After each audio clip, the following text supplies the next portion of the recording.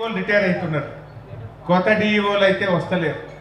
రాష్ట్రంలో 33 జిల్లాలు ఉంటే ఇలా ముగ్గురే రెగ్యులర్ డిఈఓలు ఉన్నారు, 30 చోట్ల డిఈఓ పోస్టులు ఖాళీగా ఉన్నాయి. బాధ కలిగేది ఏంటంటే ప్రభుత్వం జాయింట్ కలెక్టర్లను అడిషనల్ కలెక్టర్లను డిఈఓలుగా పెడతా ఉన్నారు. అసలు విద్య మీద వాళ్ళకి ఏం అవగాహన ఉంటుంది?